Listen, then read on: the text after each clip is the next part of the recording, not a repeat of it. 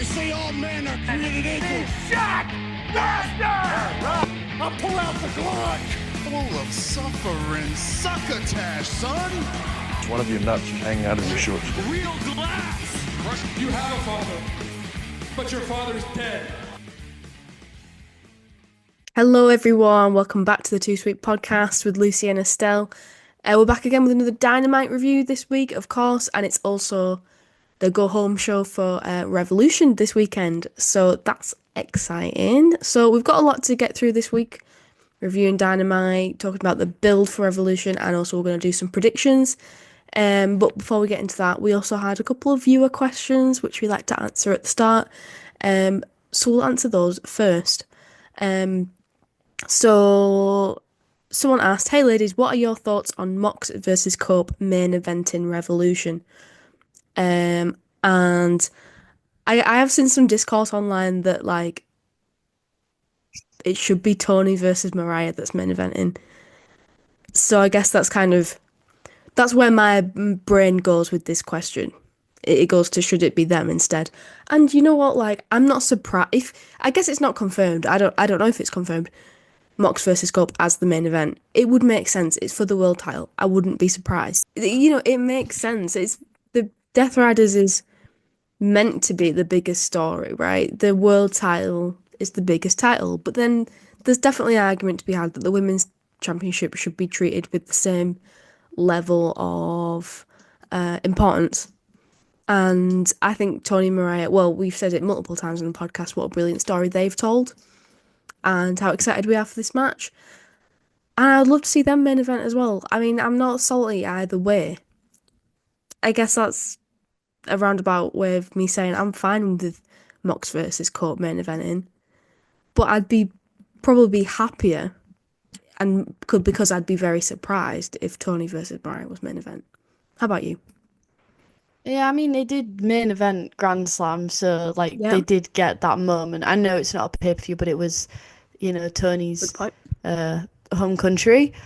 And from the it's like, yeah, it should main event because this is like everyone's favourite storyline. It's people's storyline of the fucking year and shit. But the tone of the product is very Death Rider heavy. It's so Death Rider heavy that everyone's sick of the Death Riders. Yeah. And it's weird because this is the third act, and the way this is being built is this is the final match in the final arc, pretty much.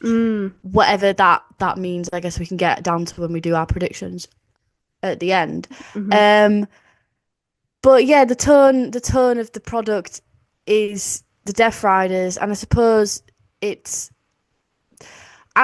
been a lot of discourse as well about fantasy booking. Some people have been saying, you know, everyone tried to keep expectations tapered because you don't want to go in thinking all these plot points are going to move forward, and they don't. And then Mox retains and it's pretty vanilla and people are pissed, which is always an option. Yeah. But if in the case that a lot of fallout does happen, I think it does justify it being the main event. And we've already gotten into like Mox and Cup. It's not the most interesting matchup, but I'm leaning with a bit more of an open mind, especially when you brought up the previous week about the Christian Cage of it all, and with Jay White saying he's going to be in the corner, I'm a bit like, okay, like I'm fucking with it a bit more. So, but it's like you say, it's not. I won't lose sleep over either one. Yeah, exactly. Yeah, it'd be interesting to see how that plays out. But I'm expecting Mox versus Cup to probably be the main event, and I'm probably not going to be angry about it. So moving on then. If you could appear as a guest on any other wrestling podcast channel, who would you want to work with? I have an answer for this. The Morecambe Wrestling Podcast, hosted by Greg Lambert and Silent Mark. It's quite a new one. They've a couple of episodes, like 4 episodes-ish, and I love it. It's great. If you don't know, Morecambe it's a seaside town in the north of England with a really rich wrestling history. It's a small town, but you know, the volume and the what's the word I'm looking for, like prestige of the wrestlers that have wrestled there is very rich, and it's really interesting. And Greg Lambert was a promoter there for many years, so it's interesting to hear his story and Silent Mark is now the ring announcer for the current iteration of wrestling in Morecambe, Odyssey Pro Wrestling, where I'm a commentator. So I love the stories there. I love the wrestlers. I think the matches are brilliant. The atmosphere is brilliant. So yeah, I love that podcast. And I'm speaking it into existence. I would love to be a guest on it. So all you have to do is ask, and I'll be yes. How about Yeah. yourself? Any podcast. There's a lot of podcasts out Yeah. there. A lot. A lot of inspiration. But I think me and Dave Meltzer, we on the Wrestling Surfer newsletter, I think we would cook. Like, we would really be in one another's flow. You- So if I could go on anyone's mean- podcast, I want to be with the man himself, I mean, yeah, that's a good answer. 'Cause marking out. they did say any other wrestling podcast. You got to pick the biggest and the best, haven't you? At first, I was thinking local, and I was thinking British, and I was thinking like my favorite YouTube channels and stuff. And I was like, "Fuck, man, Nah, go could ambitious. be me and JR, me and Jeff Jarrett. We could be cooking.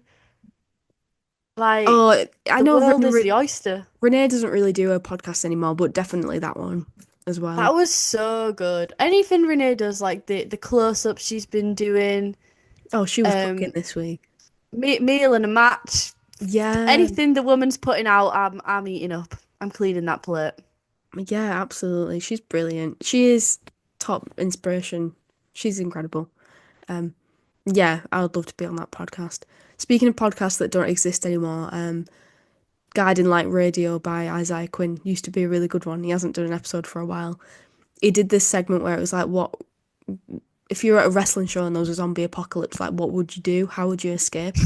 And I'd listen to that every week, and I had a really good plan, and then he stopped doing the podcast.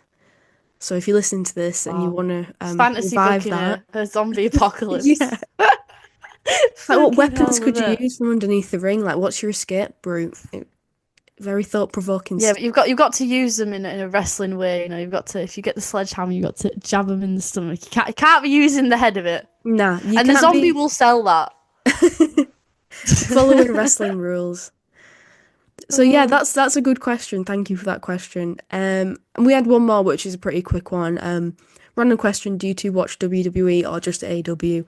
Personally, I much prefer AEW's wrestling, so I mainly watch AEW. NXT is good though. Yeah, same. You can probably tell from our channel we mainly watch AEW. Dynamite is the only wrestling show that I watch in full weekly. I just don't have time. As much as I would like to, I just don't have time.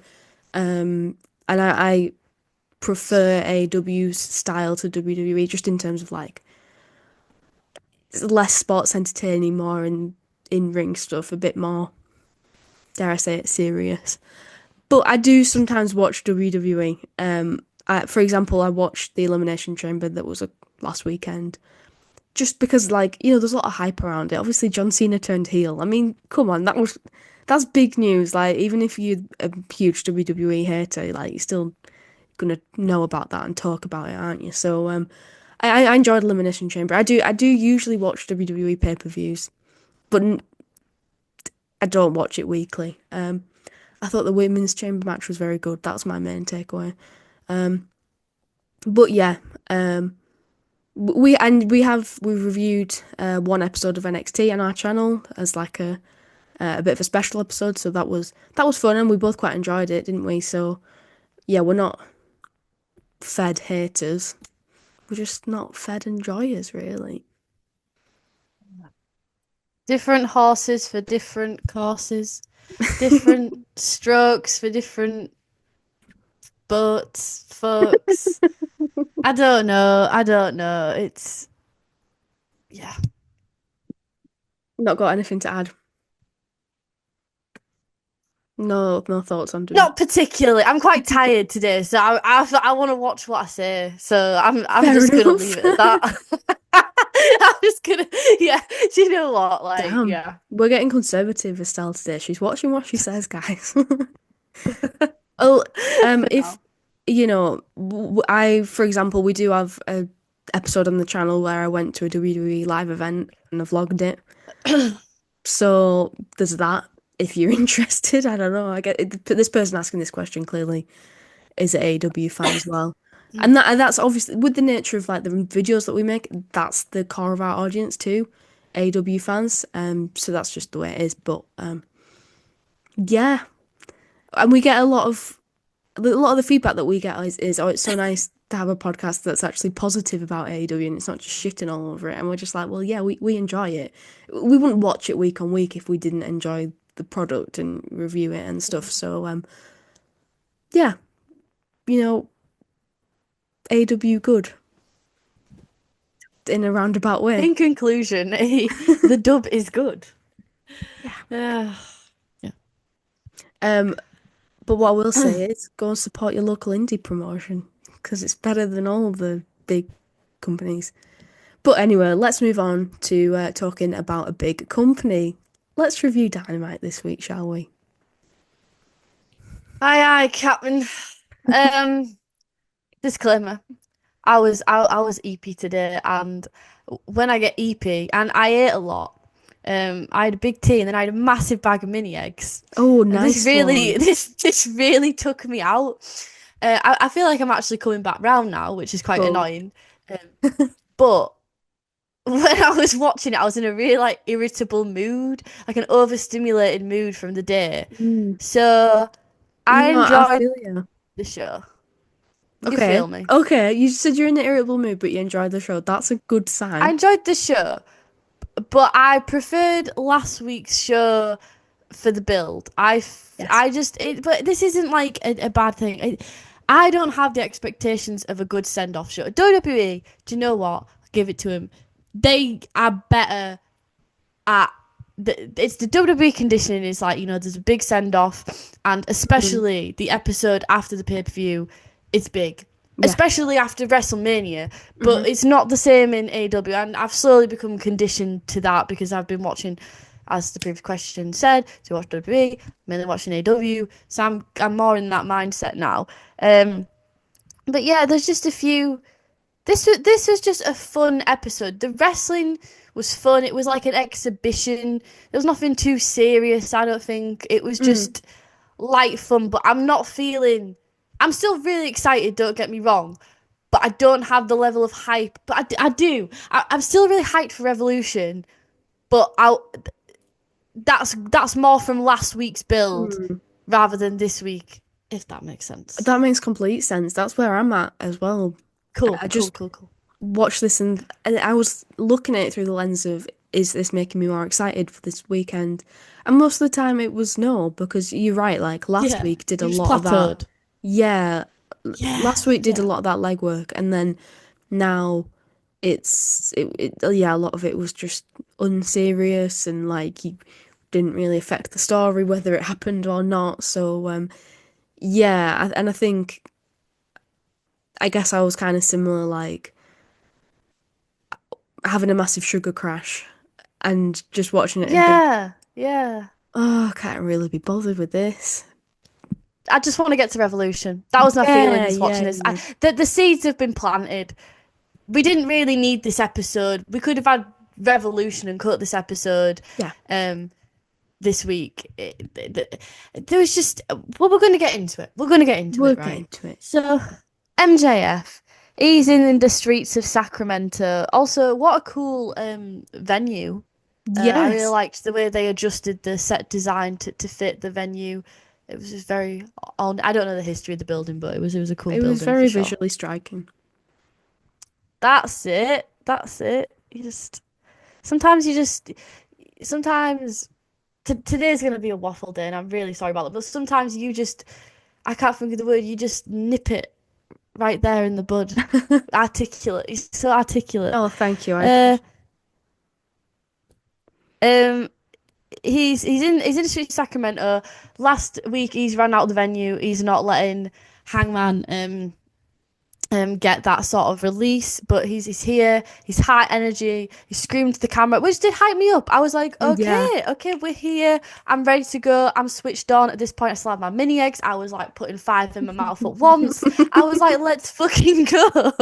Yes, I, um I agree that like this was one of the only, well, this was the most like effective feud at like building for next time. Like, this was probably the hottest angle on the show, MJF and Hangman.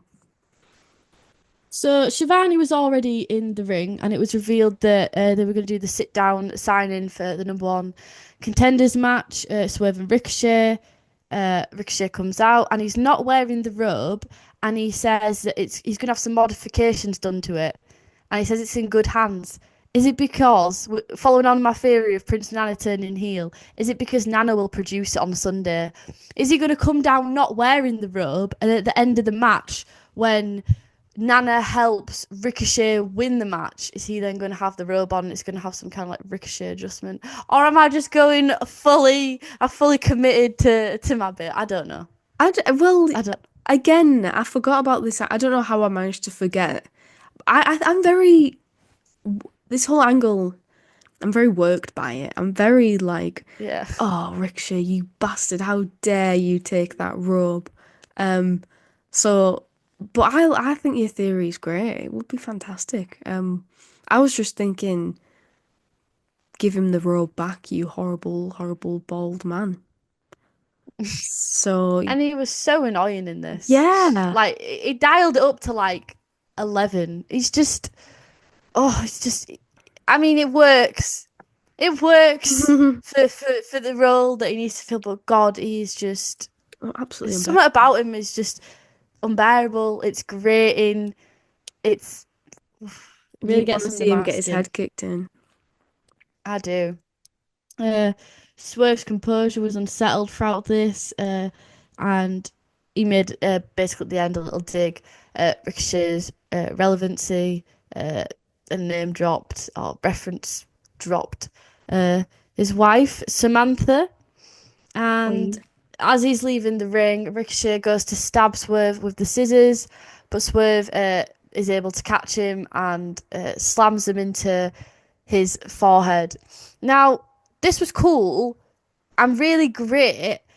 One of the things that I didn't really understand at this point, and then I watched the main event and I was like, okay, I kind of get it. Emphasis on the kind of. But I'm like, this was enough of the Ricochet Swerve stuff. This left it on a really tense, high point. And then the fact that then later on they went to go wrestle each other. I know it was in like a tag match, but I was like, I didn't really need that. Like, this was enough for me. Yeah, Less is more. yeah, certainly. They didn't. It was more like, oh, you can't wait to see them get their hands on each other, but then they had And a that's match Punk later Revolution. on. Yeah. Yeah. So why? Yeah, it's like the tensions are sort of lowered now because they've already had a chance to get it out in a sense. Um, and I thought it was a really hot angle. Like he blocked him going for the scissors and then stabbed him in the head. That's hot. That's violent. But then Ricochet's just going to wrestle on later in the night. So yeah, I think it watered it down a bit. Yeah. Sort of undermines it. Because that would Yeah. be a great ending shot, and you could have thrown something else into it, and that would have been enough. But obviously, they wanted to kind of put some kind of Brody Okada, and the match was great. The match was great. So Yeah. Yeah. but Yeah, I'm never a big fan of when it's just a random tag team match or a go home show for the sake of it, which I know we've talked about this before, and it's not my favorite. I mean, it is to like enforce both of the separate storylines, Yeah, but it's just yeah. And as well, I'm in the conditioning of the final thing for the episode should have been like something to do with either of the world titles. Can we just pause it for 1 second? of course. It should be focused on the main event, which you would consider is, as we've discussed, going to be either Mariah, Tony, or probably more likely the Death Riders world title situation. So I'm not a big fan of that either. I think it should have been Yuta Cup, and they should have done more for the ending. I Yeah, just it's just how my brain works. Unless the feud is just absolute, like, oh my god, like these two guys, get a load of these guys, then yeah. But as much as I'm enjoying Ricochet versus Swerve, I don't think it's at that gear where it supersedes emotionally the world titles. I'm yeah, traditional like that. yeah, I think you're right. It was a weird way to structure it for sure. And I don't know why I didn't think of it until now, but like you could have easily ended it with Cope versus Yuta. I don't know why they didn't. Yeah. Uh, then we had the announcement that Revolution is going to be live on Prime Video. That's pretty cool. I guess. It's cool for visibility. Like, I guess it's more easily accessible. Like, I feel like a lot of people will have Prime on their smart TV or their I don't know what people watch streaming services on. You know what I mean? Like, lots of people have Prime, whether you subscribe to it or not, you've got that app. And then you go on. It still costs 20 quid, by the way, or 19.99. You have to pay for this pay-per-view, which I guess is like average price. But yeah, it's nice and easily accessible. It's pretty cool, I guess. Not as cool as a Netflix deal. Sorry to say it. Yeah, it's second rate, but it's something, and I guess it'll be interesting. I haven't been on Prime yet. I don't know. I don't even know if it's even Prime UK, if it was just USA, but Yeah, it'll I be think interesting it to is in see the how UK. it's displayed. I thought so. How it's displayed on the homepage and how much visibility, because you go Mm, on Netflix and instantly WWE top 10, boom, yeah, like it's got its own dedicated section. So it'll be interesting to see um in terms of visibility, and I wonder what the buy rate will be, if yeah. we'll get the stats for that. I wonder Um, if it'll bump it but up yeah, again. it is a pretty big deal. I mean, I guess my sort of maybe hesitance is just being disillusioned with politics and large corporations as a Yeah, whole right valid. now, which I think a lot of people are feeling. So that's why Yeah, it's kind for of sure. it's kind of just like, yeah, but in the grand scheme of things, in the machine that we call capitalism, Mhm. it's a cool deal, and yeah.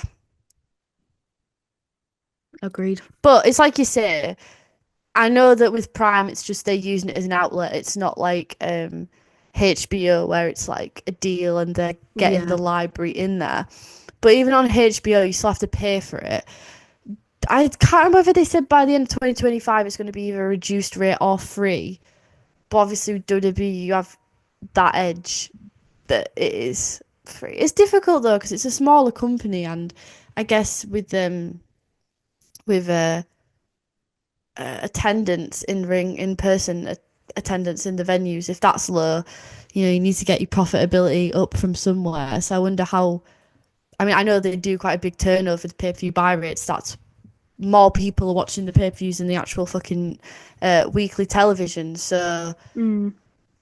I mean, I don't know what the I'm trying to think of the word, the feasibility of making it free would be, Mm. but that's like best case scenario, in it, as much visibility, easy access, free, boom, people click on. Yeah, I guess we'll see. Yeah, and obviously WWE are always going to be the billion-dollar corporation who can have these very high profile, expensive sponsorship deals. They're not in financial danger, whereas AEW is a lot more vulnerable to that. So yeah, it's not really fair to compare them, but we'll see. It's interesting. Speaking of random big convoluted tag matches, we had the eight man, we had Osprey, Matt Briscoe, Orange Cassidy, Will Hobbs versus the Murder Machines, Matt Davis and Brian Keith. Obviously, you've got the Callis family and Osprey against Kyle Fletcher, but he's not. He's inadvertently going against Kyle through his former tag team and family members. And Matt Briscoe and Orange Cassidy, they're doing on the pre-show with the Costco guys. That was kind of set up on Collision. Hobbs is doing fuck all as far as I know. Um, it's just it's a lot of cooks in the kitchen, Yeah. shall we say? Yes, it is. I mean, Roundabout way to get to the ending. yeah, and yeah, they are all sort of connected in a way. But yeah, I have to say, I'll do mental gymnastics just to try and like piece it all together and be like, oh yeah, this makes sense, this makes sense. Yeah. And also, I thought that Mac Davis just looks exactly like FDR hair. I was like, what are you doing? What are you doing in this match? That's really random. Then I realised who it was. I was like, oops, wrong guy. But it's like, think about, would it have? We've got an 8-man. We've then got a 4-man in repping in tag. Where's you know we got an Outrunners little video package, but maybe something with the tag division would have been nice. Yeah. A tag team match that means something in the Or division even just implications. yeah, or even just seeing like Lashley or Yeah. Benjamin in a singles match. Just Yeah. something to kind of proposition you that this is exciting and you should care about this. hmm I don't know. Yeah. I don't know. This was fun. This was fine. I liked the elbow drop off of Hobbs onto Davis by Cassidy. I just wrote it was fun fluff. It just had a lot of fun, feel good moments. Believe it or not. I liked Archer with the steel chair, Briscoe just punching it out of his hands and doing the cannonball. Ospreay took the win with the hidden blade on Brian Keith, but Mark Davis comes behind and starts choking him out. The babyfaces receive choke slams on the edge of the ring apron and, in Hobbs's case, on the steel steps. Kyle Fletcher struts down, all smiles. Fletcher starts beating down Ospreay. There was an interesting sort of wrinkle in that Davis pulls him off and then gets berated. Then when Ospreay is sort of positioned and pinned against the ropes, ready to be struck by the steel chair, Davis tries to hand the chair to Fletcher, who drops it and tells him to strike Ospreay over his back instead, which he does. Fletcher drops Ospreay on the chair. So, I wrote there's lots of ammunition going into the steel cage match, which is what you want. You want there to be violent stakes and a real. You need in these matches. The babyface always needs to go in with a need for retribution, bloodied, beaten. It doesn't work any other way. You would never ever work with the heel going and being beaten and broken. The babyface always has to be beaten down. But yeah, what did you think of the match? What did you think of the fallout? Are you hyped for their cage match? Yes, I'm hyped for that match. I guess my initial thought was, oh, well, why isn't Kyle Fletcher in this match? And then towards the end, I think it became clear that, like, he's waiting backstage, he's letting his teammates do the dirty work so he can come and, like, pick the bones at the end of Ospreay, which, it makes sense. I think they have the potential to steal the show. I think it's going to be a really solid match. I don't know how much this built my hype for it. I think I was already excited, and I felt like the beatdown afterwards went on a bit too long. I was just a bit like, okay, I got the point. A bit bored of this now. I enjoyed the match. Like, it was fast paced. It was really fun. Like, everyone got a chance to shine. I did think that Will Hobbs was the main star of it, to be honest. I wish that he was doing more. He's so over as well. Yeah, 100%. I don't think he's on the card for Revolution, like you said, so that's a shame. But and also, oh yeah, as well, the Mark Davis like having a little bit of an internal battle was sort of interesting. I was like, haven't we just been through this and you chose the dark side? Like, we don't need to go back on this now. But a little bit of story is interesting. So yeah, all in all, this was fine. Match was entertaining, but did it make me all dead excited? Not massively, to be honest. That's not to say I'm not excited for the match, because I am. I just mean this didn't really have. Yeah. Sorry, what we're saying is, it's like you watched last week's episode, your interest spikes, and then this episode it's just plateaued. It's not gone down or anything. It's exactly. just not increased. But yeah, I don't really know what else to add to that, but I agree with everything you said.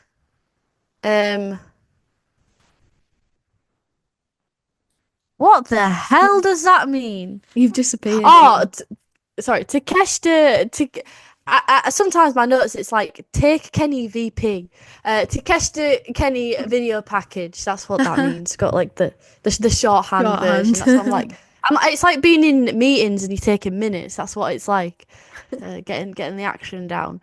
Yeah. So we didn't get anything from these two on this show, which is a shame. And again with the Momo Watanabe, obviously, I imagine schedule conflicting and things, and I get that she's gonna go against Serena, on Collision, but it still would have been nice for them, I think, to have had something face to face in person on this show, and definitely with Kenny and Takeshita. Yeah, for sure. In some way. Yeah. I think this show did, it missed them. Definitely.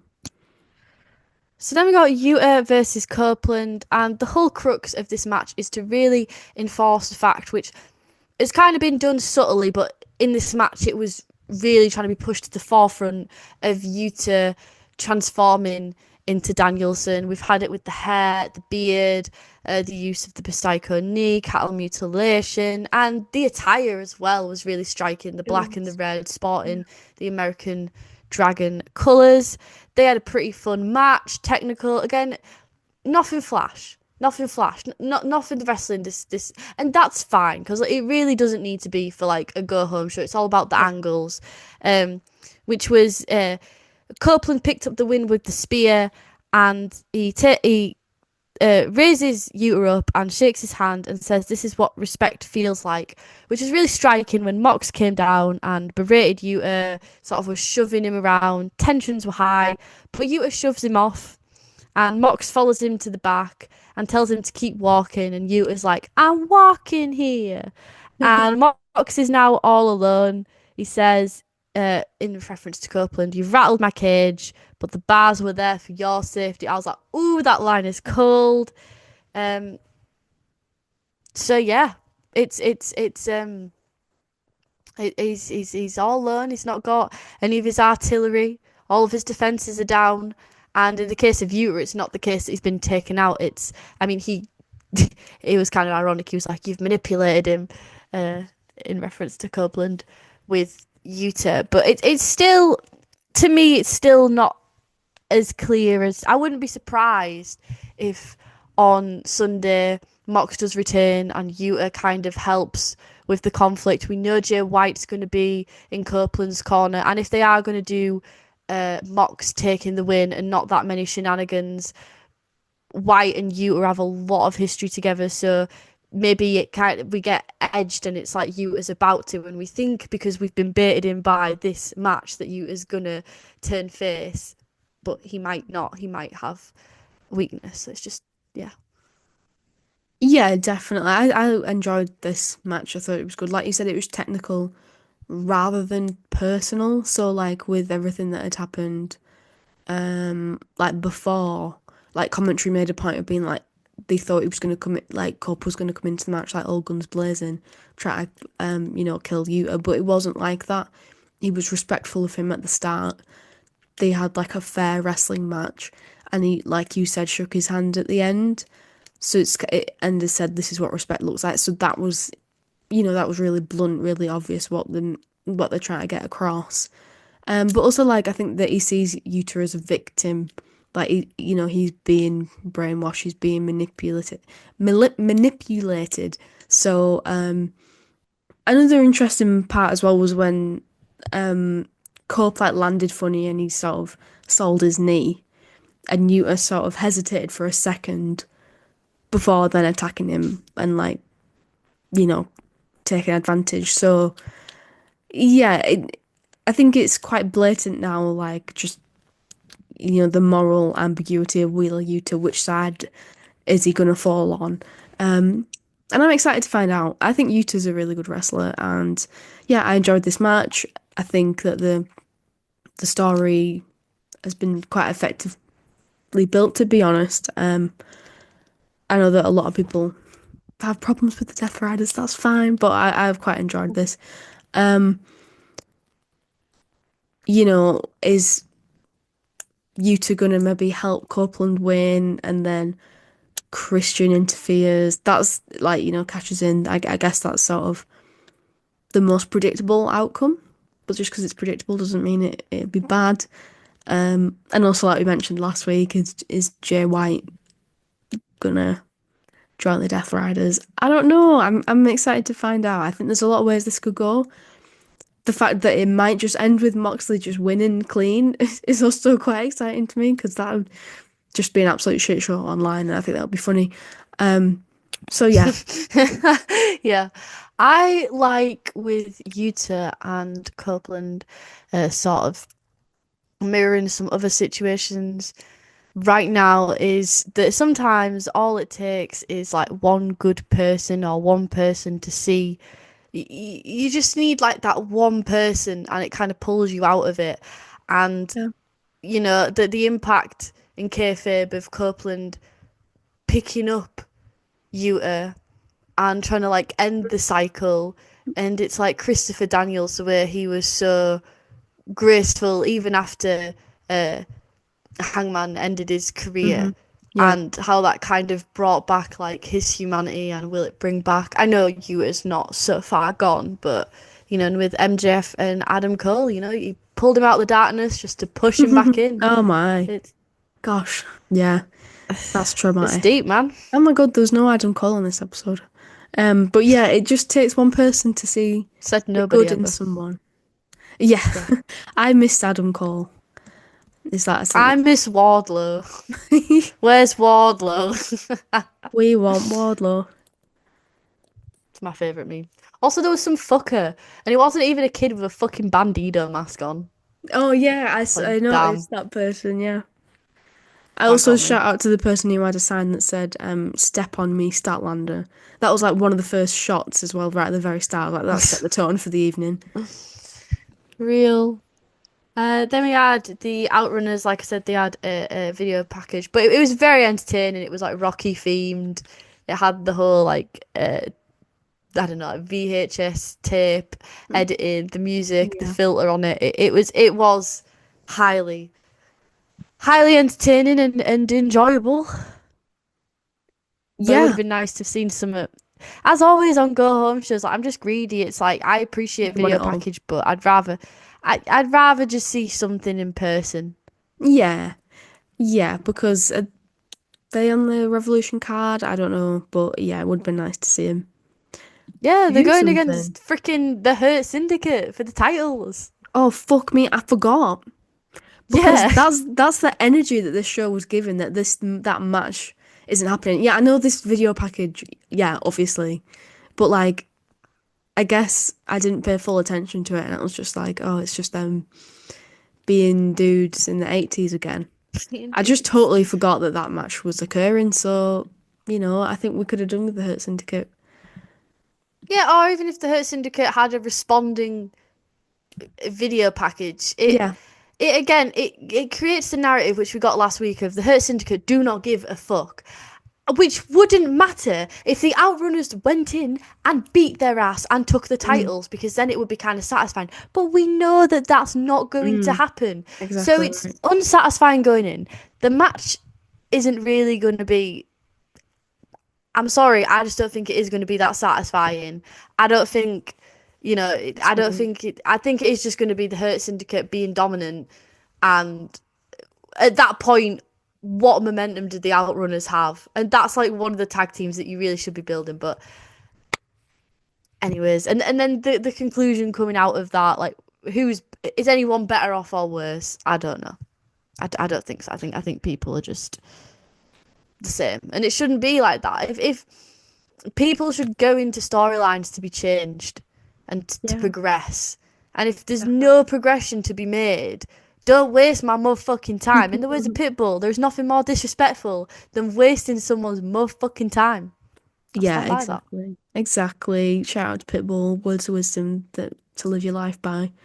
Um, yeah, we'll see, because the match might be absolutely amazing. It might be star making for the Outrunners, even if they don't win. Who knows? We'll see. My Gonna main win the big one, takeaway, lads. yeah, my main takeaway was I remember now they had a little render with the Hurt Syndicate on it versus the Outrunners. This is all coming back to me now. The only reason I remember it is because Lashley and Benjamin were wearing like really cute matching caps. He looked adorable. So then we cut to outside. MJF still there. Renee asks what the plan is. MJF says Hangman's a coward and, more importantly, calls himself the main character. Hangman then tries to run him over and chases him into the arena, drags him down the ramp, but it's somebody else. Ho ho! As Max lays in a cheap shot from behind. Then, they're in the ring. He's been set up for the bookshop, but I really enjoyed the low blow that he gave Hangman. He reveals what he's wearing under his suit, which is an MJF did nothing wrong top. Take my money now.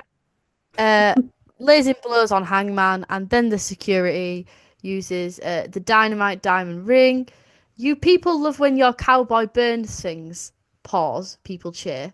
Let's see how you feel when I do it. Produces lighter fluid, sprays on Hangman, but the ref and Jerry Lynn come down.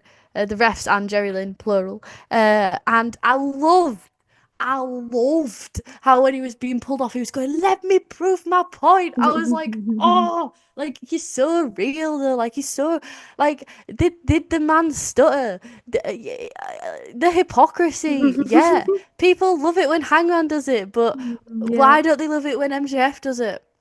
He's so real for that. Probably because I guess the nuance is the cowardice of MJF and the fact that he had to bait Hangman in, whereas if Hangman was doing it, he wouldn't have to. He would just go full throttle, whether that means he gets beaten up to fuck or his opponent. He doesn't care. He's just a wrecking ball, and I suppose that's why, if you want to deep it, why people enjoy it. But yeah, he's so right, and I just loved how he was so self-righteous in that let me prove my point and being denied it, which just deepens his cause more. He's a martyr. Brilliant. Yeah, to him, you can just his mindset as a character. Max's mindset is, well, they love him. Why do they love him and not me? And you can just, in his head, it makes perfect sense. It's completely logical. It's a rational reaction to douse this man with lighter fluid and threaten to set him on fire. I love wrestling. Yeah. Me too. And it's so daft, like that guy. It's not MJF, it's just some guy. It's just some guy wearing a scarf. It's so fucking hokey, but it works. That was unexpected as well. I didn't see that one coming. So this built hype. Like I said at the start. Surely some fire's got to be involved. Surely someone's getting set on fire in the match, or some element of the lighter fluid's going to come into play. Is this going to be a no DQ match, though, or is it just an ordinary wrestling match?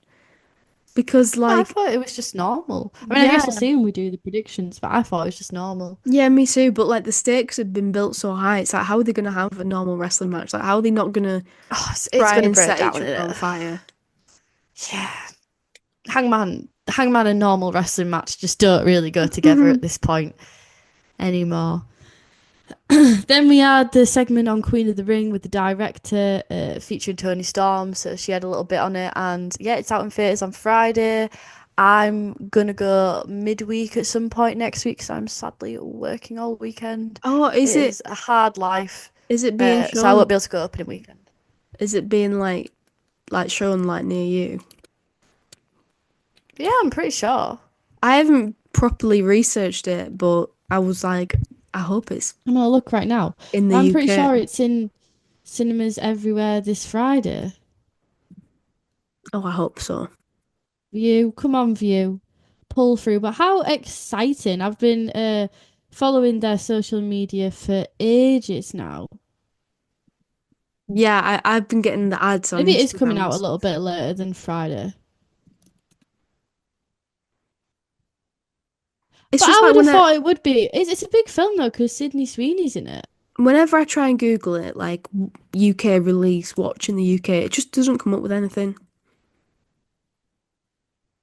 Hmm. Hmm. I don't know, So lads. Maybe it's like the week after. But when it comes to a local cinema screen near me, I I'll will be. I'll Watch, be I'll front row have my with, ass in that seat. yeah, me too, I with won't that be front row. I'll popcorn. be back row. I'm a back row girly. Oh, fair enough. Fair enough. Are you right up to screen? Front No, row at the actually. cinema. That's hardcore, No, Lucy. no, actually, not at the cinema. I'm getting it mixed up with the theatre. If it was theatre, it's quite nice to be up close. Yeah, cinema, the back is better because then you're not like this. Like, whoa, Glad we agree. fair point. So then we had this women's match: Statlander and Thunder Rosa versus Penelope Ford and Megan Bayne. It was, yeah, again in the vein of Yeah. tag matches with lots of different things going on and using your brain, which I wasn't in the mood to use my brain at Yeah, this right. point, lads. The mini eggs bag had dried up, and I was passing out. Sugar I'm not levels gonna were lie. spiked.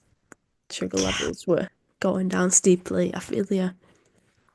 Yeah. So we had the Fate descent on Thunder Rosa for again another dominant showing from Megan Bayne. Yeah, she looked really It was good. a fun women's match, but none of these people are on Revolution. But I understand they needed to have some kind of women's match, especially if you're gonna fucking proposition Queen of the Ring and you're like feminism, Yeah, it woo. was But nonsense, wasn't it, like this match? it's just a bit. This is the go home show, so if you're not on the pay per view, fuck off. Mm.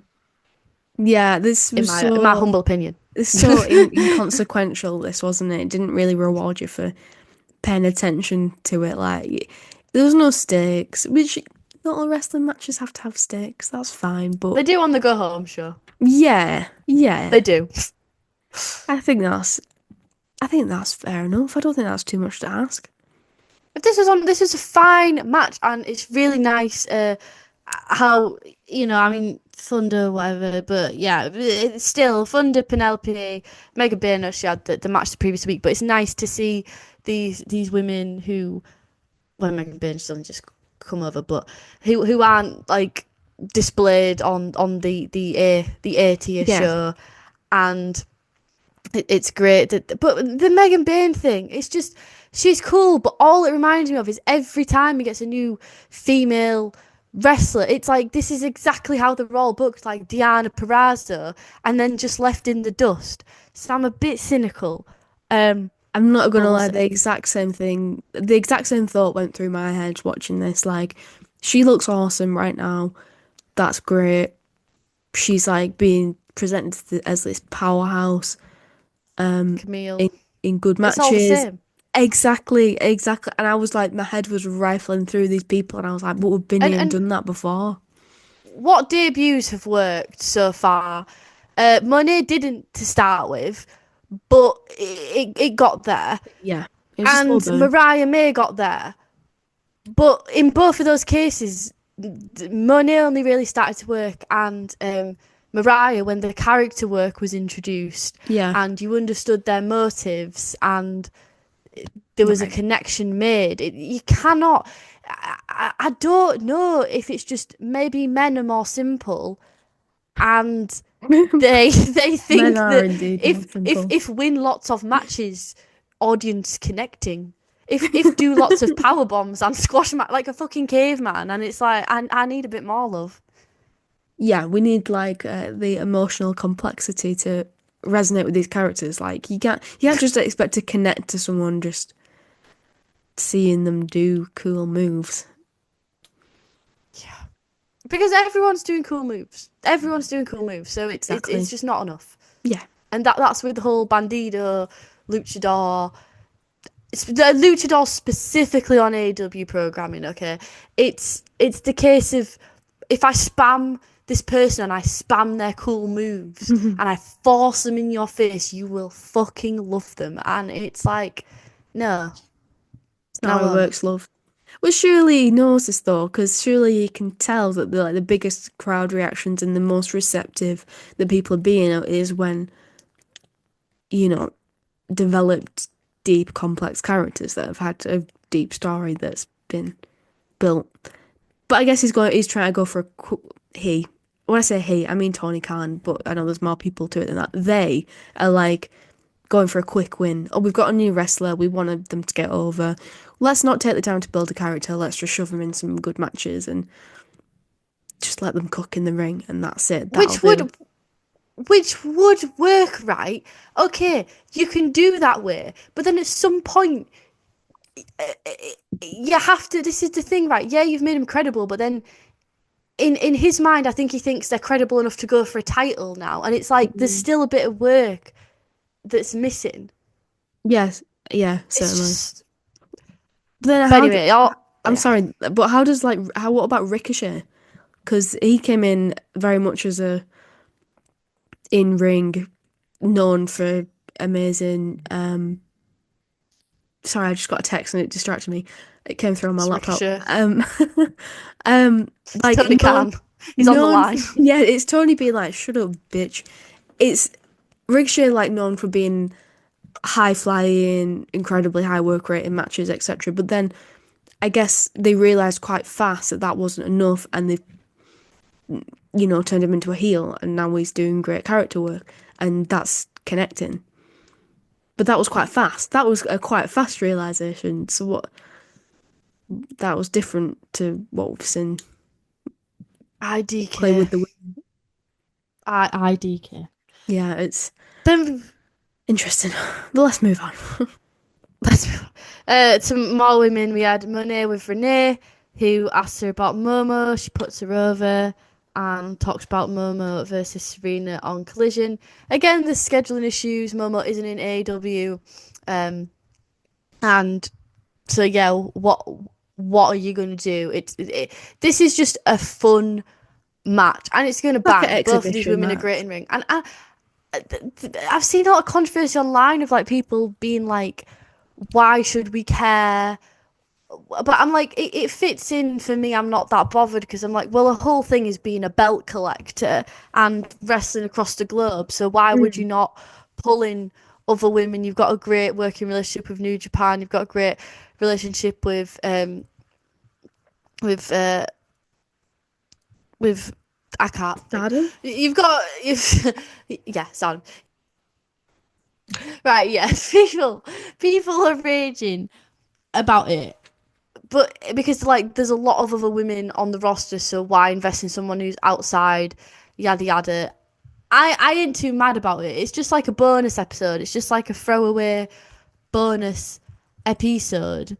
But even still, I know that she kind of appeared in one backstage segment, but I would just have liked something a bit violent and in person. That's kind of like, oh, fuck, this is why, especially if people aren't watching, they're just strictly watching AEW, which I think some people are, because like I was saying online, I was looking at the forums and on Reddit and social media and stuff, people like, who is this person? Why should I care? So at least just give these people something, because I think the AEW audience is quite forgiving, and they are quite simple in that it wouldn't take a lot. It would just take her coming out and, as we've said, spamming some moves, and people would be probably into it. So why couldn't we have done that? Well, you mentioned the backstage segment.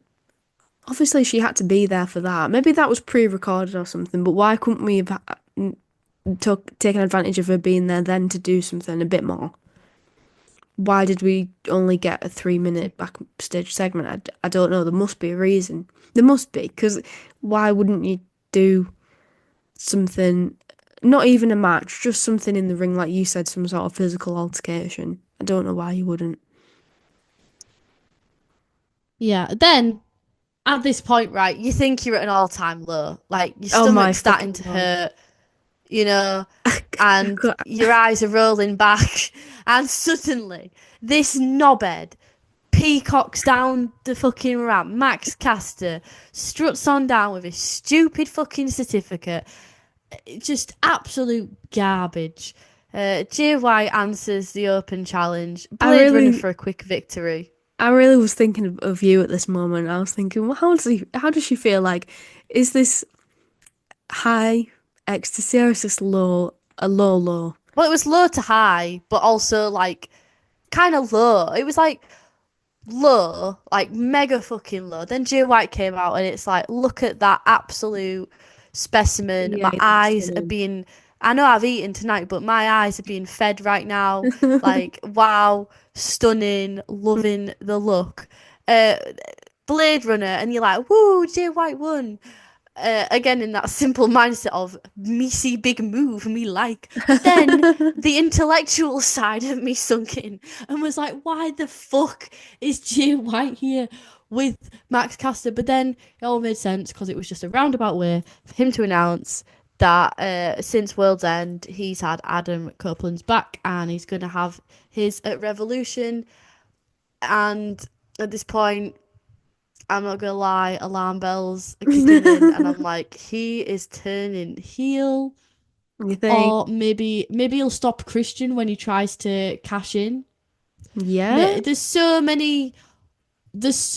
much potential. We could be just being baited in, but it's definitely another interesting little piece just sprinkled in. And I'm glad because, as I said, Cope versus Mox, it's not that exciting as a match on its surface. It needs a lot of fluff around it, and it seems like it's. I'm not going expecting 5-star classic wrestling match. I'm expecting drama. Yes, so that better deliver. Exactly that. And I guess that like adds to the argument of should it be the main event or not? Because some people would argue like it should be. There shouldn't be shenanigans in the main event for the world title. It should be, fair wrestling match. But then other people say like the most drama should be number one. So like, yeah. What was I gonna say? Yes, Jay White is obviously going to get involved, and you're going to be expecting him because he's outrightly said it. But then you don't know how that's going to play out. And like when his music hits, it's still going to get a big pop, and you're still going to have that like unexpected sort of reaction when someone does a run in. So it's like he's going to probably like even the numbers when the Death Riders start attacking, but we'll see what happens from there. There's a lot of paths this could go down, so yeah, I am excited. And I guess this, like, seeing him here, that did add to that for me. Obviously, his match with Max Caster didn't, but then him explicitly saying on the mic, I'm going to be there for Cope this weekend, did add to that intrigue for me. I think either way, I'm going to be surprised. If he doesn't turn heel, I'm going to be surprised. And if he does, I'm going to be surprised. Because, I just genuinely do not know what to predict with that man, ATM. Then we had Renee with Mariah and Tony, which is quite shocking because they were in a sit-down interview face-to-face, but instantly Mariah gets up and spits in Tony Storm's face, which the spit retained on her face the whole time, which Tony no-sold, which was brilliant. I mean, these two are so, like, dedicated to it. I don't think any other wrestlers would agree to that. Like, yes, I will do this whole sit-down interview with your saliva on my face. Who else would do that? Mariah says Tony started all this, and then Renee's like, no, you did. Which is quite funny. I love how Renee, like, was herself in this. Like, she's never been the, like, just the type of interviewer who just, when things get a bit shit, she just steps out the way. Like, she was like, what the hell is wrong with you, Mariah, when she spat at Tony, and then she was like what you just said as well. I just love her. Like, she's very human. I love the way that she reacts to things that happen in their interviews. Yeah, she's not wooden. Exactly. Yes, that's what she adds. She's perfect because she adds and sells to everything she's in without overshadowing and taking all the limelight, and so that's not true. difficult to do. It's a very fine line to walk. Exactly, yeah, it's so true. Uh, Mariah says they will both go down at Revolution. She did it better. And isn't that what Tony wants? It's all meta. Doesn't she want a trilogy? A Hollywood ending. We keep coming back to this Hollywood ending between the two of them. Oh, do you think they're going to kiss Tony, at the end? Sorry. That would be a Hollywood ending. do you know what? I don't even know why this won't happen, but I feel like they're going to destroy each other so much that Tony has to vacate the title. But I feel like that won't happen because it's not going to be the main event. So I just feel like the drama isn't going to be that high. I mean, I don't know if they're going to. It's so difficult because they're so entwined with each other. It's like, how do you wrap it up? Yeah, Like, I how don't do know. you conclude it? Because, yeah, they could kiss, but then where do we go from this? Because I feel like really what you want now is you want Mariah and Tony to end, Tony to retain the title, and then have Tony Storm as timeless Tony Storm face opponents that she hasn't before in high profile feuds. Yeah. That's kind of like what you want, and have Monet lose her titles and build those up because you want surely the two biggest stars meeting each other. But it's difficult because yeah, they're setting this up like this is the big ending, but what does that mean? Yeah, because like you said, they're like entwined with one another. So like to put a definite full stop on it will be hard, especially considering everything else they've already been through. So like, how do you do something different and exciting? But yeah, they've definitely played into the whole like it's going to be a Hollywood ending. So I'm just thinking like like film conventions. What's the convention at the end of a film? Like someone, I don't know, someone dies, someone falls in love. I don't know. Can't think of any more. But it's like wrestling, and it's not like either one of them are really going to go, especially Tony, for a long time. So Yeah, that's true. Or maybe it, one of them is planning a hiatus. Who knows?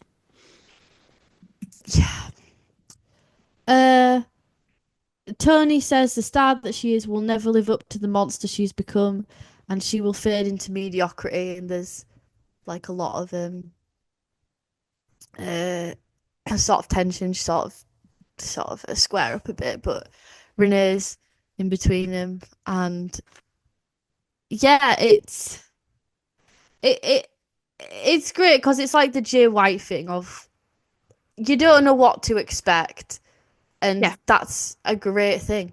Yeah, exactly. Yeah, this to me, I want to say probably the most excited for this, like for storyline reasons. Like there's other matches that I think I'm more excited for in ring reasons, but this one I'm most excited just to see the fallout. I thought it was really great when Tony was like, "You'll be good, but you'll never be great. People will like you, but they'll never love you." That was very like it's so simple, but very evocative. And then when Renee was like, "I pray neither of you get hurt," and then they both said, "Pray for her," at the same time, like that. There's something like so beautiful about that. I can't even explain why I liked it so much, but it was very well done. With everyone involved, like Renee really played her part, and then these two were so perfectly in sync. I wonder like if it took them a few takes to get that right, because like I said, they said it at the same time and stuff, but it was just perfect. I think it's because as well, like, in this story, Mariah, she's always wanted to overarch, over succeed, get the validation, over succeed, overarching word, but she's always wanted to get the validation and be better than Tony, and that's why her whole thing is like Yeah. Myron was better, Mariah did it better, and in the respect of she turned on Tony and she won the title, but she never won like the hearts of the people, which she had before. So then she's got the title. She doesn't have the hearts of people. But then, especially when Tony takes the title off, now Tony has the title and the backing of the crowd. And what does Mariah have? So yeah, it's like in kayfabe, like she's fading into mediocrity. She has nothing, and that's why she's become so unglued. It's really really interesting. It's a really Yeah, really great feud. exactly. I agree. And like what you just said was reflected in just simply in the way they looked in this interview. Like Tony looked very put together and like a, you know, timeless Tony Storm. That's just what she looked like. But then Mariah looked very disheveled, and not like what she was, you know, what she was wearing, but also the way she presented herself, her facial expressions, body language. So, you know, just subtle things like that. Yeah, and like how Tony Singer, she's playing the part of herself, but for Mariah to gain relevancy, she had to play the part of Tony, and now she's played the part of Tony, that hadn't worked. She's played the part of herself, that hadn't worked. What really does she have? She's just like a husk at this point, which is quite tragic. But again, with Revolution, there's so many matches, and this included, where you're just like, God, these people are gonna they're gonna kill each other. Like it's just insane, isn't it? Like how high the tensions are and the stakes in multiple stories. It's a great feat. Oh, absolutely. Yeah. It's a giant card. And I said it last week with not just like matches that are going to deliver in ring, but stuff that's been really effectively built and you want to see the fallout. Yeah. So we got the main event: Ricochet with Okada versus Brody King and Swerve. Swerve and Okada locking up was cool to see. Ricochet and Swerve with the intensity as you would expect. They had some cool bits outside of the ring, with both of them fighting in their respective feuds and opponents on Sunday. The little spots on the chair, with that kick to the face, that strike to Ricochet when he was on the chair, that was nasty. And then Okada being sat on him, and the cannonball from Brody King, like crossbody thing. It was fun, and Ricochet using the belt for the win. This was very, very long, I felt like. I don't know Yeah, if it it was was just a me. I lot. felt it was very long. And yeah, I've already expressed my opinions of I just didn't need this. I would have rather have seen some of the people that we hadn't seen. I would have rather maybe the Mariah Tony thing be in ring and have a small bit of altercation to Yeah. build, or the Death Riders thing. But that's not just a commentary on this match, it's a commentary on the structure of the episode as a whole. Yeah, we could have reshuffled this quite a lot and had, yeah, Colt versus Yuta in the main event. Maybe just cut this match altogether, have the Hurt Syndicate do something more meaningful, um, and give Tony and Mariah more time. And the show wouldn't So have that's what suffered people for want, it. innit? So Yeah, why would you not go for what people want? I don't understand. yeah, yeah, exactly. Nonetheless, it was nice to see Okada wrestling. Swerve and Ricochet, like we've already stated, we didn't need to see them wrestle, but nonetheless, they had great chemistry. And I think it set up some potentially interesting things for Brody King versus Okada, like just the dynamic between them two. There's reasons why Okada might find it difficult against Brody King. You know, he's so much bigger, he's got a different style, etc. So I think this served a purpose, but it wasn't befitting of a main event, I don't think, and I don't think it was needed.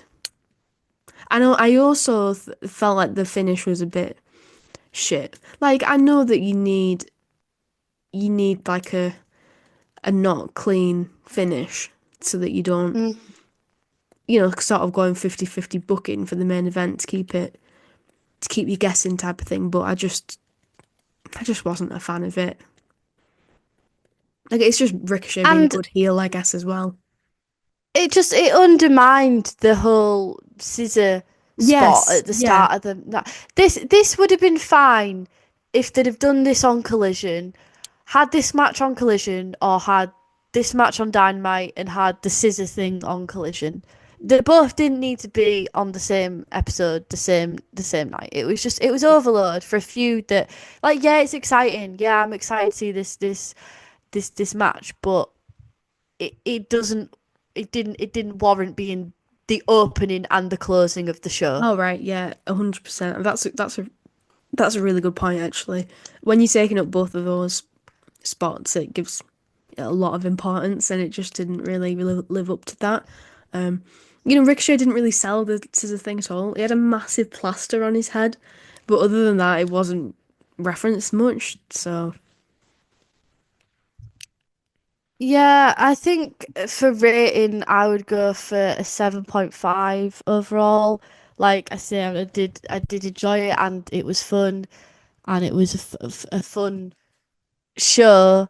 And again, you're always going to hold it to a different standard when it's a go home show. I just don't think it yeah, was befitting of that. So 7.5 is where I'm at. Higher, lower? What's your thoughts? yeah, I was thinking the same. I was thinking between 7 and 7.5, but I'm happy to go with a 7.5. We've talked about like how good the wrestling was, so 7 feels quite low considering that. So yeah, I can go with a 7.5. Can I also quickly ask though, why didn't we have a follow-up with Willow, Nightingale, and Marina? Like, fucking hell, she tried to break her neck last week, and we didn't have any follow-up. No mention of that whatsoever. That just annoyed me. Yeah, they just kind of included it like on the video thing when they were talking Yeah, about Copeland and how they've dismantled the Death Riders. And I really hope that even Mox is going to retain and we are still going to get the Marina Willow thing, because maybe I do kind of have a fear that like Death Riders are going to be over on Sunday, and that yeah, was the sort of climatic conclusion of Willow Marina who might not get a match, oh, I hope not. I which really would be hope that. such a wasted opportunity. Yeah, 100%. I hope that we're just holding out so that they can like. Maybe they've got a pay-per-view in mind in the future where they're going to do a big blow off of that. I hope. I can only hope. So we're going to do our Revolution predictions. We will be reviewing the show on Monday, Monday evening. So that, yeah, very much excited to the show. I know it might not really seem like it because, like we say, we not last hour like, oh my god, like da da da, but we are still feeling that. So let's Yeah, run down the absolutely. card. We've got MGF versus Hangman Page. I think it's a tough one, but I think this will follow a very similar pattern to a lot of MJF matches. I think this is so fucking good that it has to be a series. This is not going to be a one-off Yeah. thing, and I think Max is going to take the first one. Do you? Oh, okay. I I was leaning towards Hangman, and I think to me this is one of the most difficult ones to predict on the whole card. Probably maybe even the most difficult. Like you said, it's probably I do hope it's probably going to be a series. But I was leaning more towards Hangman, and I think that like a loss will, sh Unhinged. yeah, like unhinge Max. I mean, having listened to what you said, I think you're right actually. But I'm gonna stick to my guns because yeah, that was my initial gut instinct was it'll just drive MJF to be even more sort of victimized, or feeling victimized. So yeah, I agree. I think that'll be more interesting and more dynamic.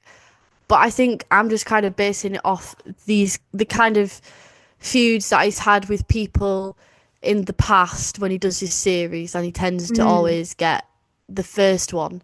But it yeah, would be cool to see something a bit different for sure.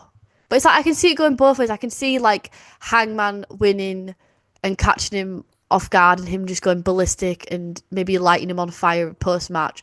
But I can also see MJF doing some shenanigans, beating Hangman, Hangman being pissed off and going into another match. yeah, So yeah, yeah, either way, either outcome will work. yeah, It's definitely not it's not the outcome for this one. It's just the ride, which for is sure. so fun.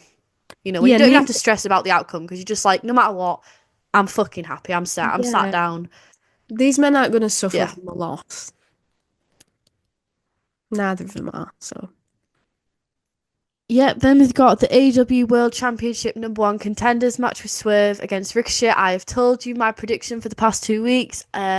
Swerve is losing, and it's going to look like he's going to take the match, and Nana is going to turn on him last minute. He's going to produce the rub, or he's going to help Ricochet beat Swerve. Swerve is going to lose, and then Swerve's going to look up really confused, and Nana's going to produce the Robe. the robe, and he's going to put it on, and yeah, his world's just going to explode, and it's going to be very painful. That does sound painful. That sounds really I've fucking just created painful. like the most angsty ending to this match. Oh my god, my brain. I mean, I'm here for it. I love it. I love the idea. I don't know. I don't know with this one. I don't think Ricochet's ready for a world title match. I'm giving it to Swerve. Is this maybe more of a what I want to happen rather than what I think's going to happen? Yeah, maybe. Maybe, but I'm going with my heart over my head.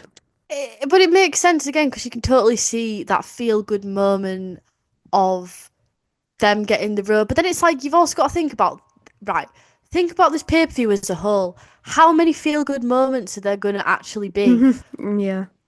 Maybe quite a few, to be honest with you. If the Death Riders get dissolved, if Tony picks up the win against Mariah, If Ospreay defeats Fletcher, it could be that. If it's called Revolution, it's the turning tides of the baby faces. So true. But there has to be one match where shit hits the fan, So and true. not everyone's going to be winning all the time. So Yeah, that's exactly right. if Copeland does pick up the title, Ricochet versus Copeland, it makes a bit more sense. But I suppose it would still make sense with Swerve. But yeah. Yeah, you make a really good point. Is it going to be like all in, or is it going to be all out? Is it going to be light and happy and we're all cheerful, or is it going to be fucking dark and we're all walking away miserable? We don't know, and that's this don't know. pay-per-view. It's just so unpredictable. Someone's going to be sat there like, nah, mate, it's not. It's not. But I'm just looking at this and I'm like, I have no idea. Definitely Then not we've straight got- down the middle. Sorry, go ahead. Yeah, It might be. It might be. We've got the AEW TBS Championship match, Mercedes versus Momo. this one is pretty predictable. Obviously, Mercedes is going to pick up the victory. It's going to be a highly physical, entertaining match, hopefully, and yeah, Yeah, probably agreed. like the buffer match. Agreed. There's nothing to add, because Momo's not a part of the roster, so you'd be a bit daft if she A would. bit daft, a bit silly. Then we got the Women's World Championship match, Toni Storm versus Mariah May. I think the way I've leaned towards, like I said, it's got to be mutual destruction. And I know you're kind of saying like a movie, it's either mutual destruction or like a happy ending, a Hollywood ending. But like I say, I could just see them just absolutely destroying each other. I mean, I'm dramatic, so I'd make Toni Storm have to lose the title. But realistically, I think they're both going to absolutely destroy each other, and Tony's going to pick up the win. But I still don't know like where you go from that with Mariah. But Tony's got to win. I don't think you can put the belt back on Mariah. She had it for such a long time, and that arc's kind of over. And we're in sort of, like I said, she's lost everything. She's lost her friend. She's lost the crowd. She's lost the title. That's where we're at right now. Yes, exactly. That feels like it's the end of that story, isn't it? I feel like if Mariah gets it again, we're sort of back at the beginning, which, yes, there's things you could do with it, but nah, it's Tony's belt now. That's how it feels to me, so I agree with you. Then we've got the match that I'm most excited for, which I haven't had a chance to talk about today because they were not on the fucking show, which is Takeshita versus Kenny for the AEW International Championship. This one is tough because Kenny is on a winning streak and you want Kenny to continue going to the top. I want him to have another world title run, especially since, he's on his A game, but he's getting on a bit. How much longer is he going to be in his prime? Yada yada. I want him to get his flowers, but I don't think putting the international belt on him would be a good choice anyway. Because again, it's subjecting him to that mid card. He doesn't need to be in there. That is very true. And I would really, as much as like I do want Kenny to be Bill, I really do want Takeshita to win this because of the respect these two men have for each other. It's like passing the torch over to Takeshita, and I think he needs that. And I'm torn.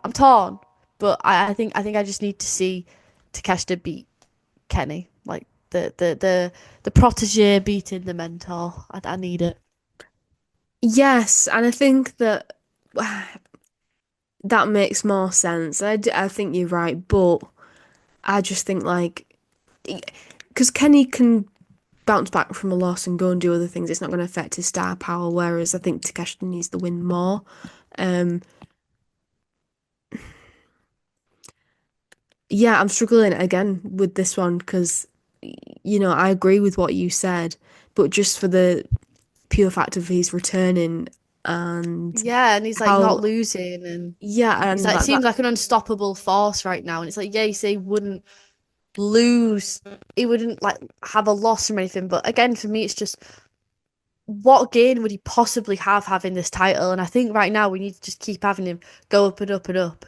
And it's like he can lose this and move up in the card, even though yes, that defies logic and it's kind of a bit of corruption perhaps. Like there's yeah, no real feasible way, but he could do that because he's Kenny fucking Omega. So yeah, right. give Takeshita the win.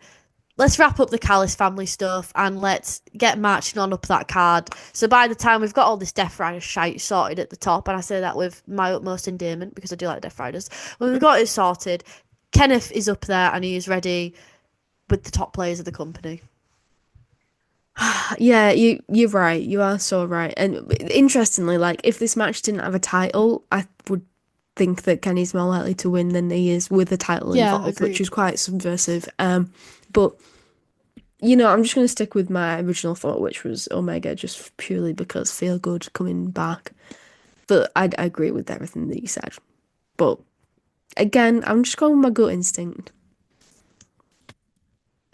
So the steel cage match, we've got Will Ospreay versus Kyle Fletcher.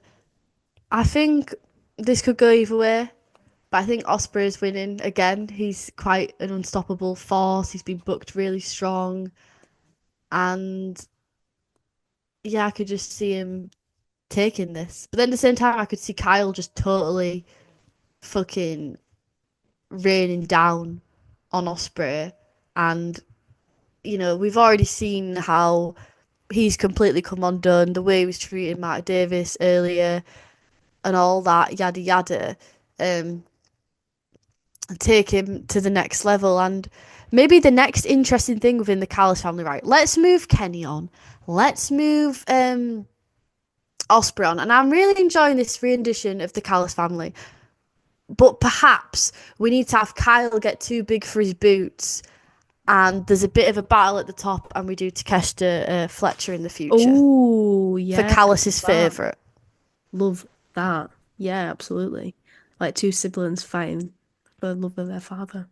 Yeah, I love that idea. I don't know. Again, I just don't know. I think that if Kyle won, how, like you say, like how much confidence would that give him? Like how do you come down from that? I beat the best. I beat Will Ospreay. Like that would be a huge feather in his cap.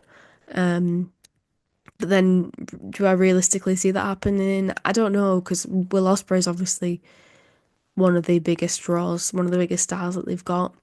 I think, And what if after tonight, if we're going by our predictions, Osprey wins and Takeshita wins, which if we're going to do the Takeshita Fletcher thing, well then that's going to have a bit of tension in it because Callis is going to be like, why did you take out Osprey? And Osprey has been like one of his number one targets along with Kenny for a long time, so he'd have pride in Takeshita and not so much in Osprey. I mean, not so yeah, much in Fletcher. yeah, that's another really good point as well. Yeah, I just, like you said, it can go either way, this one, and I think that both of them they're gonna both come out looking great no matter what. I'm gonna go with Kyle. I'm gonna go with Kyle because I feel like it's his Ooh, I breakout like year. it. I think it's his I breakout like year, it. and I think he's gonna fly. And this is Yeah, takeoff for that. Right. And then we've got the World Championship match, Jon Moxley versus Cope. Jesus Christ, this is a lot to unpack because it's not just a case of who's going to win. It's the whole What? freaking thing around it. Yeah, what is actually going to happen? I think I can see Mox retaining, right? But I do think the percentage of that is slimmer. I think because the audience are quite against the Death Riders, and I don't think Tony meant to pull the trigger on the Death Riders this soon. I think Darby was perhaps the plan. I don't think that is the plan anymore. I don't think he's going to hold out for Darby Allin. I think things have changed. They've basically dismantled the whole of the Death Riders. So, you know, it's like, how do they build them back up? Do they just respawn on the next fucking Dynamite? I don't know. And then it's like you said with the whole Christian Cage Copeland thing, and yeah, it's predictable. Oh, I don't know, but I am gonna go with Cope. Oh, I am. I'm gonna damn. commit to Cope. I think yeah, but some serious shenanigans. Maybe Cope gets it. Christian cashes in. I don't know whether Cope is the one who ends up with it, but bottom line is I think Mox is losing the title. Oh my. Oh my. Oh my. Oh You know, I'm going my. to Oh speak my into goodness. existence. I don't think that's going to happen. I don't want him to lose. So I'm just going to manifest he's not going to. I feel like this story's not finished yet. Oh, but I know the pay-per-view, it's all about Revolution. It's all about overthrowing the power, and it's about ending these things. So I wouldn't be surprised if it does end, but I don't know. I think maybe Christian will maybe cost Copeland, but then that doesn't make sense because he'd just go for the title. Jay White maybe costs him. Yuta some drama with him, but then ultimately he fails, and that gives him even a more chip on his shoulder. And Jon Moxley's like, ooh, he "Look, fails, you tried and to Jay overthrow him, it White didn't work." helps Moxley win. And so Moxley starts the Death Riders 2.0, and then there's tension even more so with Wheeler because he's already feeling like, you know, he's the whipping boy. He's done all the labour. But then also, him and Jay White have been feuding for a while now, and him taking his spot would have a bit of a sting to it. And then it's also, like we said, like with Marina and Willow, it's like it would be nice to kind of... We're definitely in the third act of the Death Riders. But it's like you say, is this the pay-per-view where we punctuate it, or is this the pay-per-view where we stick a comma in it? Yeah, I just think the thing that's throwing me is like the crowd reaction and the fact that so many people don't like it. I think, you know, maybe he'll cave to that pressure. Maybe. I like to think there's some long-term thought into this, that like he's trusting the process, like it's going to pay off, rather than a knee-jerk reaction to the, you know, poor response. What hard if Danielson one. comes back? Oh my God. No, we can't be throwing more people into this mix. I don't know, but this pay-per-view just it's just insane. Like just running through the card, I didn't realize just how every single one is just a 50-50 toss-up, and that's so difficult to do nowadays with wrestling. Sure. And yeah, I think that's why we're so excited. Is it's like not only is the wrestling going to be good, not only is the storyline going to be good, but also it's like I feel like a little kid. Like I'm going to stay up late. I genuinely don't know who's going to win. The repercussions for whoever wins is going to be huge. Yeah, for sure. But either way, I'm fine with either outcome in either match because it's been so well built that it can go either way. So yeah. Essentially, you're going with Mox, is what you're saying. Yeah. Yes, I am. Just to wrap that one up. I am, and I completely agree with what you said. It's so exciting. It's so nice to be excited about wrestling. For real. We That's all my didn't thoughts. If you have any more. we didn't predict the tag titles match. The fucking hell! We That's forgot how about it irrelevant again. it is. We forgot about it again. It wasn't on the pissing website, okay? Hurt 411 Syndicate Mania. versus the Outrunners. Who you got? the Outrunners guys. They're going to be the Hurt Syndicate. Yeah, same. Well, And yeah, what a lot of analysis. but we've gone over it again, and Oh, I'm in wait. a good mood. I don't want to be brought back down by thinking about this shit build and the shit. Hang on. The lack of thought that's gone into this. Hang on. What about the most important match on the card? Big Boom AJ and the Conglomeration versus Johnny TV and the MXM collection. Johnny TV and MXM. Jesus Christ. AJ's taking it home, baby. He is. He absolutely is. And you know what? Fair enough. They promote the shit out of the company, so. Push him all the way to the top, that's what I say. Take down Moxley. Oh, that's the long game. Oh my god. That's what Tony's building for this whole time. Well, We'll review it all on Monday. Is all I'm Yeah. gonna say. have you got anything else to add? Because we've covered it all. So yeah, make sure if you're not already subscribed/following, do that right now so that you don't miss the review on Monday. We'll do it as soon as we can after the pay-per-view. So yeah, how exciting. As well as subscribing, following, do leave a like, leave a comment, let us know your predictions. Interested to know particularly what people think is going to happen with the world title scene, with the Death Riders, etc. Let us know The your Death theme. Riders? Let How's us that know. with bloody Northern? We're here. Let us know with the Death Riders. I didn't even That realise. Adam Copeland and that youth, Jon Moxley, these lads. Let us know what you think these blokes are going to youths. get up to. Right, sorry, we're trying to wrap up the show. Right, anyway, I'll be quiet. This is the point where I'm quiet. And share it with your friends. Yeah, that's it really. Yeah. Thanks as ever for listening. We really do appreciate it. I must bid you adieu, goodbye, and good night, bye. I wish you died in the womb!